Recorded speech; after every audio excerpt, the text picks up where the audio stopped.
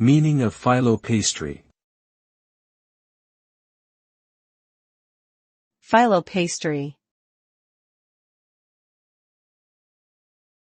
Filo pastry. Filo pastry. Filo pastry.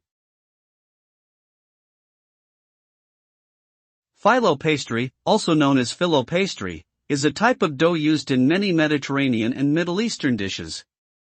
It is made by layering thin sheets of dough, traditionally with butter or oil between the layers, to create a flaky texture when baked.